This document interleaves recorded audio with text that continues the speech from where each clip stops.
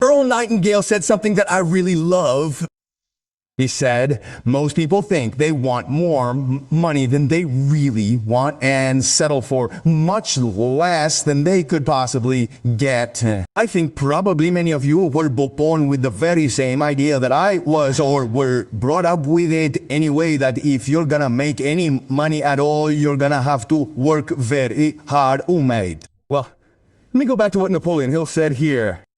He said, a single idea is all you need to achieve the success you seek. Now he said, when riches begin to come to you, they will come so quickly and in such abundance that you wonder where they had been hiding all those hard years. Now he said, that's an amazing statement, and all the more so when you consider the popular belief that riches come only to those who work hard and long. When you begin to think and get rich, you'll find that wealth begins with a state of mind, with a clear, definite definition of purpose, with little or no physical effort. Tout is instinct. He said, you and every other person should be interested in learning how to acquire that state of mind, which will attract wealth. Now, somewhere else, about halfway through the book, he emphasizes this again. He said, if you are one of those people who thinks that hard work and honesty alone will bring wealth, forget that idea, because it is not true. He said, riches, when they come in great quantities, are never the result of hard work. Riches come, if they come at all, in response to very definite demands based on the application of very definite principles and not by chance or by want. Now, we are talking about those definite principles. It is up to you to apply them. Do you want to stop and think, how can I satisfy a definite demand right now? You don't have to look very far to see really poor service. These people have never understood the law of compensation. The law of compensation is based on three very simple points. The amount of money that you and I make will always be in direct proportion to the need for what you do, your ability to do it, and the difficulty of replacing you. There is now a very great need for what you do. You had nothing to do with it. The need was there. Your ability to satisfy that need. All you have to do every day is make an effort to do whatever it is that you are doing better. And as you do that, you will realize that you will be very difficult to replace. There are very few real professionals out there. A lot of people are busy, but not many are doing it properly. Now, what we are saying is that in order for you to get into this concept of prosperity, or to get it going full speed ahead, you have to be very specific. If you want some money, you have to make sure that you know exactly how much money you want. You see, what we're working with is our subconscious mind. Now, we've covered this topic a few times. Let's go over it again.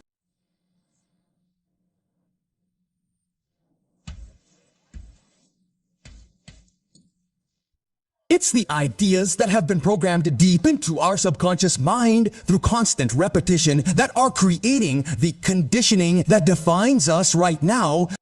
It's that conditioning that drives us to act the way we do and to achieve the results that we ultimately achieve.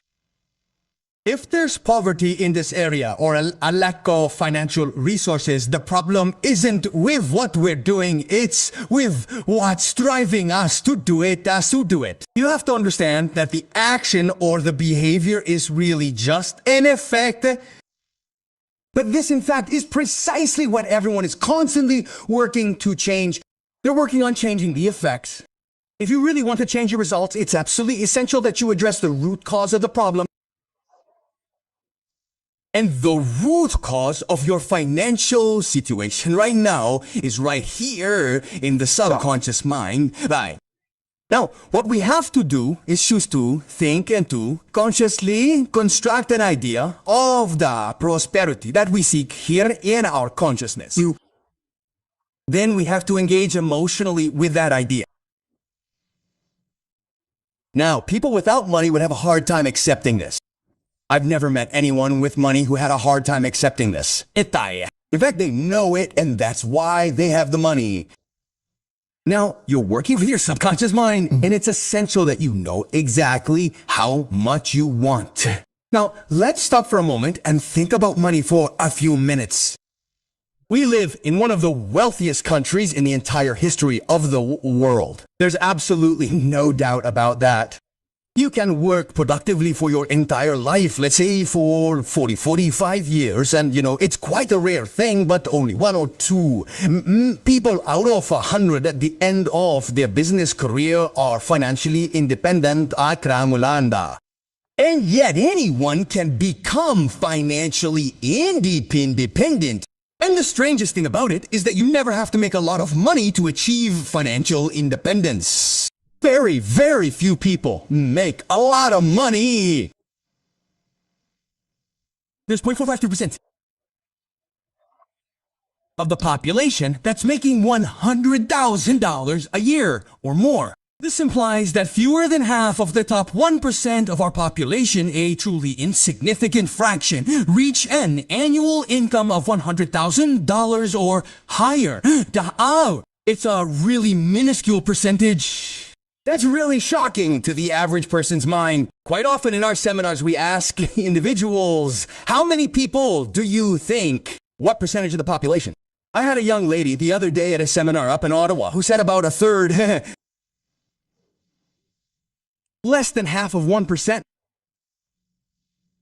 If you go back and look at the number of people who make between 50 and 100,000, you'll find that that's a ridiculously low number. Only 4.5%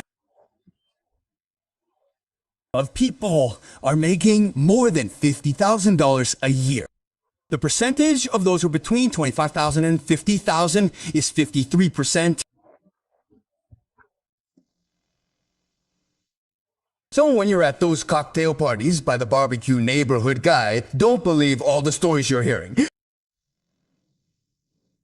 Because they don't have to be that way. Now let's stop and think about this. We have someone here who's 20 years old, 21. Andy, let me ask you a question. Would you like to stand up for a moment?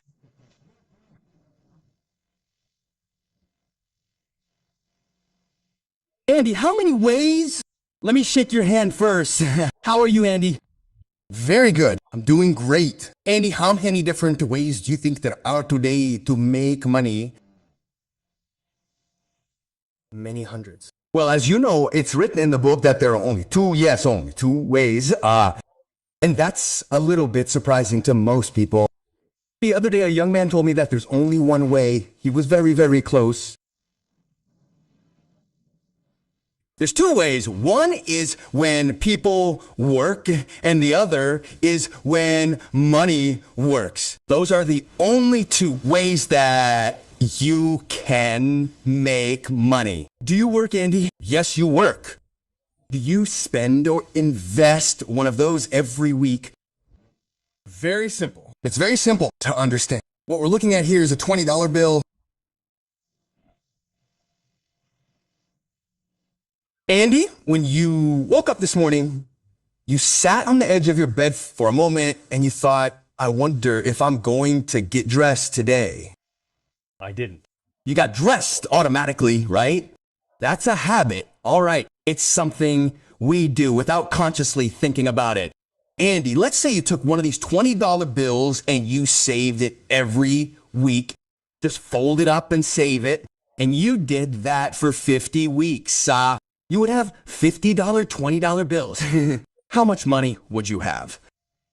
$1,000. Now, Andy, if you did that for 50 weeks, you would probably get into the habit of doing that. Would you agree? Yeah. Bye. Habits are hard to break, aren't they? Yeah, they are. Andy, if you did that every year for 40 years, how much would you have? $40,000. $40,000. Right, that's it. Is if you just let it sit there doing nothing. However, if you found somebody who really understood how to make a profitable use of that $20 bill and you gave it to them to work for you, then you have two paths in your favor. You're working, Andy, and so are your 20. Do you realize that at the end of 40 years, you wouldn't have 40,000? Andy, do you know how much I would have? No, I don't. What do you think you have? $200,000. A couple $100,000. If they could just find a 10% paying job, you'd have $450,000. And yet, all you've done is put away $20 a week. If they could find a profitable use for it at 12%, Andy, you wouldn't have $450,000, you'd have $850,000.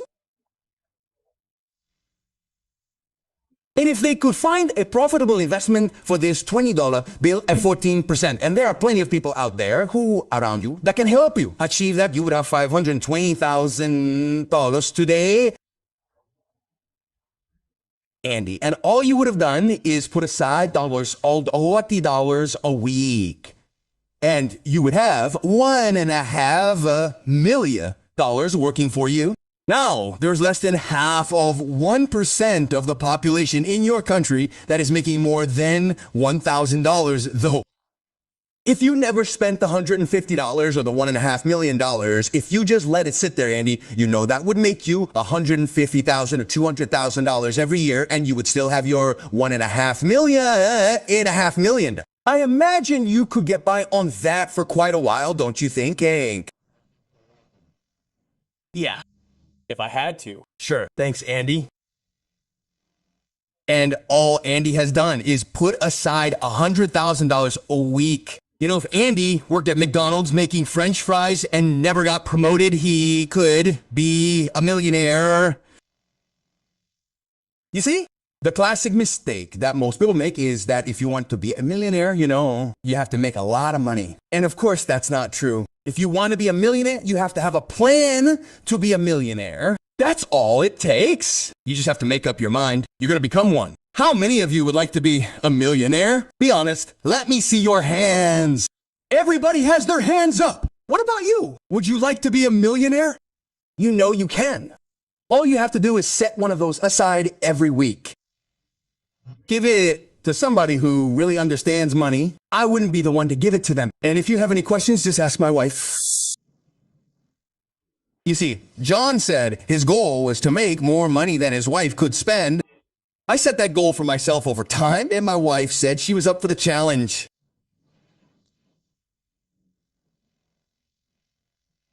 Why don't more people become millionaires? Do you think it's possible that it's because they don't make a habit of setting one of those aside? What would you say a habit is? We said a habit is an idea that's firmly ingrained in it here in our subconscious mind when it comes to money. Considering that so few people are achieving this, it's clear that they must have a subconscious mindset, a habitual way of thinking about money. But I would say that it's a bad habit. But, you know, through conscious choice, we can form a good habit. We can, renew our minds. And all you have to do is discipline yourself for a really, really short period of time. Begin. Well, you know, there are a lot of people who will tell you that they can't save any money at all because they're in debt. Well, if you want to use that as an excuse, go ahead. But to me, it's a poor excuse. You can be in debt and still have your money work for you. In fact, if there's only two ways to make money, it would be a great idea to do both, especially if you're in debt.